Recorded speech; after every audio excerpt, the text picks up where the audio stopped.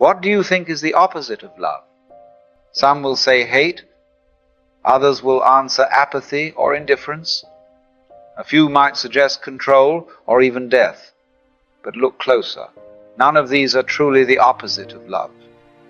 Hate, for example, is not love's enemy. It is love's shadow, a mask, distorted and trembling. Hate cannot stand by itself. It is always leaning on something deeper. And if you follow its roots far enough, you will discover fear. Take the man who boasts in cruelty. On the surface he seems strong, commanding, even feared by others. But beneath the posture lies the terror of being powerless, of being unworthy, of being nothing. Or look at jealousy. It feels sharp, bitter, consuming. Yet at its core, it's fear of not being enough, fear of being abandoned, fear of being unseen. Consider arrogance. It looks like confidence, it sounds like certainty. But arrogance is only the endless attempt to cover a wound. The arrogant man must keep proving himself because he is terrified of being small. His pride is the mask he wears to hide the fear of being invisible.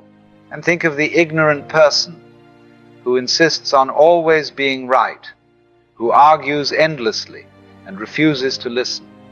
Outwardly it looks like strength, even certainty. But if you look closer, you will see it is fear driving the show. Fear of being wrong, fear of being exposed, fear that if their ideas collapse, they themselves will collapse with them. So, to understand the root of all evil, we must look not at hate, not at cruelty, not at arrogance themselves, but at the root cause that gives them life. And that root is fear. Fear of loss, fear of rejection, fear of death. Remove fear, and the whole house of suffering crumbles.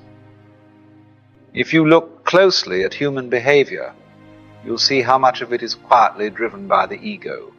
The ego is that fragile image of me we carry around, the story of who we think we are. What we own, what others think of us. And the ego is always afraid, because deep down it knows it is only a story, a mask, a bundle of memories and labels that could be torn away in an instant.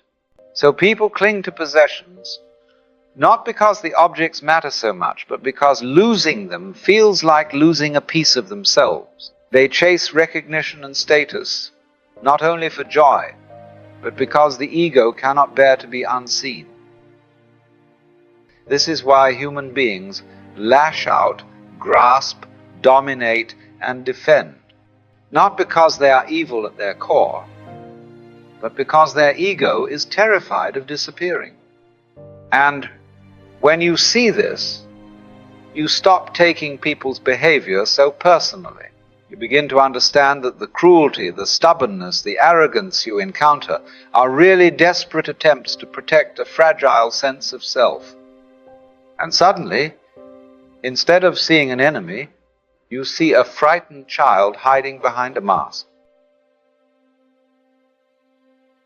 If you've ever looked honestly at yourself, you will see you've done the very same things.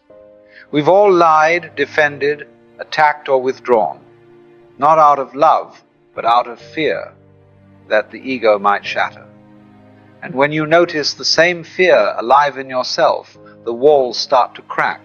You can't despise them anymore because you recognize the very same trembling within your own chest. And so the real question arises, what is this fear that haunts the ego? For most of what we call fear has very little to do with what's happening right now. It's nearly always about tomorrow, things that haven't yet arrived. And we're wonderfully ingenious at it. We invent a whole museum of fears. Fear of losing our job, fear of losing our looks, fear of not being quite so clever as the next fellow, and of course that old favorite, the fear of death. Now the strange thing is this, the harder we try to feel secure, the more anxious we become. It's rather like holding on tightly to water. The tighter the grip, the faster it runs through your fingers. Let's look a little closer at where all this fear actually comes from.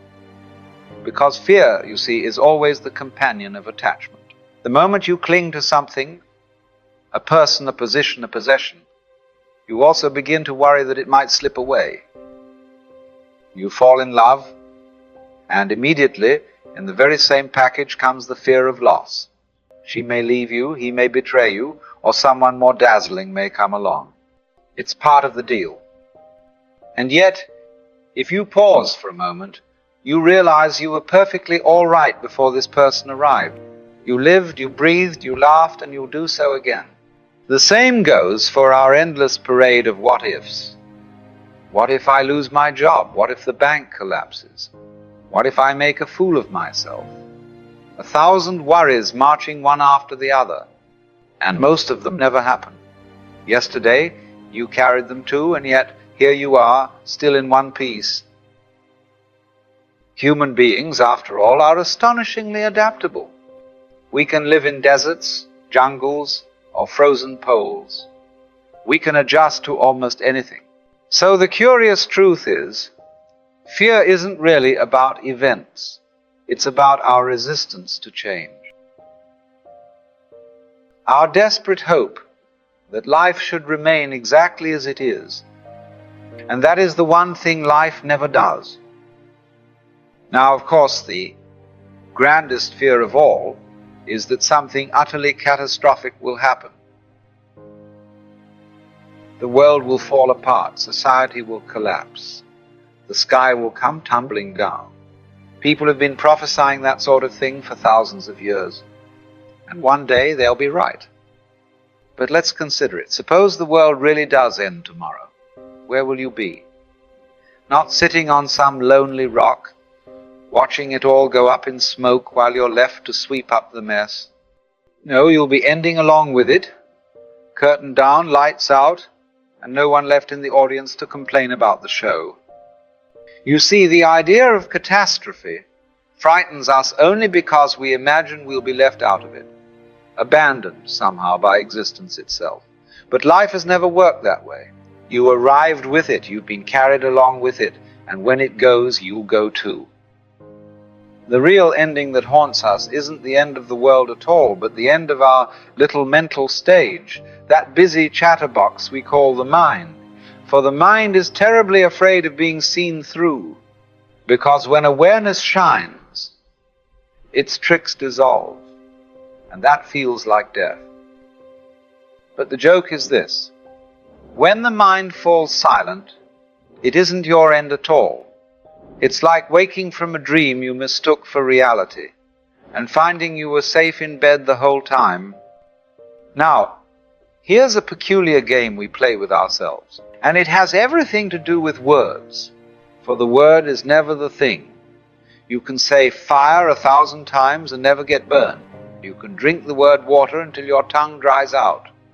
And yet, say the word fear, and something shivers in the belly as though the sound itself carried the ghost along with it. Curious, isn't it? Imagine you feel that familiar tightening in the chest, that little quiver in the nerves. If you leave it unnamed, it's just a sensation, a ripple of energy passing through, no more alarming than a breeze. But the moment you declare, this is fear, you've spun a whole drama around it. Suddenly it's not simply a tingle.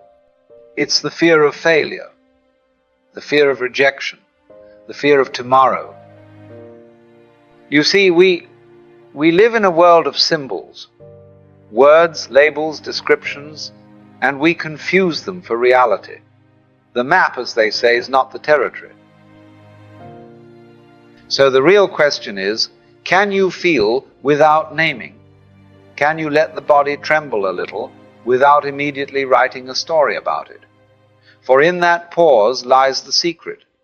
Without the word, fear collapses back into pure sensation, nothing more than a ripple in the stream. And then you discover the delightful truth. Fear was never a solid thing.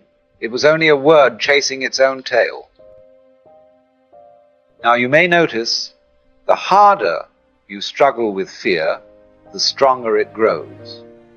rather like trying to push away quicksand. The more you fight, the deeper you sink. And all the while, this restless mind of ours is whispering, do something about it, fix it, fight it, figure it out. But what happens if you don't? If instead of resisting, you simply watch it as though it were a bird singing outside your window? You don't rush out to correct the bird, you just hear it. And the mind doesn't like that one bit, because fear is its mask, its favorite performance. The mind itself is hollow, nothing but echoes and chatter, and so it clings to fear for substance. For if you were ever to see through the trick, if you were to catch the magician with his sleeves rolled up, the whole show would collapse. Of course, there is a kind of fear that makes perfect sense. If you're walking along a cliff and feel your knees tremble, that's simply the body saying, watch your step, old chap. When you put your hand too close to the fire, it tingles and you draw it back. That's not neurosis, that's intelligence. But the curious thing is how we take that useful flicker of biological caution and spin it out into endless psychological dramas.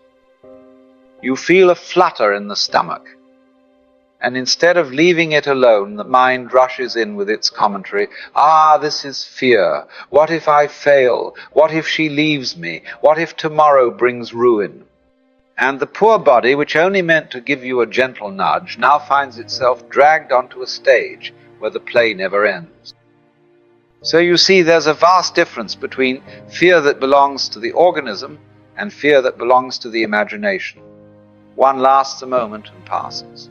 The other breeds stories, identities, whole civilizations of anxiety. And isn't it funny? The biological kind usually keeps you alive, while the psychological sort often prevents you from really living. The body knows what to do. Step back from the edge, take your hand out of the fire. Simple. But the mind, it invents 1,000 edges, 1,000 fires, most of them entirely imaginary, and then we run about as though chased by ghosts of our own invention. The joke is that there was never anything substantial there to begin with. Fear is like trying to bite your own teeth or chase your own shadow. You can make quite a performance of it, but in the end there's nothing to catch. The ego, you see, is always afraid because it is always trying to control. And from this urge to control comes fear. Fear that people won't behave as we expect. Fear that tomorrow won't match our plans. Fear that the world might slip out of our grasp. But life never does that. It flows like a river, and the harder you try to dam it up, the more turbulent it becomes. The secret is not to fight the current, but to surrender to it, to trust that the river carries you, just as it always has from the first breath to the last. And when you lean into that flow, fear begins to dissolve, for you realize there is nothing to hold on to and nothing that needs holding. To trust the current is to see that nothing is out of place, even the twists, the falls, the detours. They belong. Everything arrives at the right time, in the right way. Fear says, I'm not ready. I might lose. I might fail. But you are already exactly where you need to be. And in that surrender, love becomes possible. For love is not control and it is not possession. Love is the willingness to float, to let life carry you without demanding that it obey your maps and plans. So you need not fear. The same power that spins the galaxies and lifts the tides is carrying you too. The great dance of existence has never forgotten you. And then you see, there was never an enemy at all. Only life, forever moving you along. Trust that this moment holds everything it needs, and that the current of life is wiser than your plans. And when you understand this, you can finally rest in what is. You discover there was never anything chasing you at all. Only life, forever holding you, forever guiding you, forever flowing on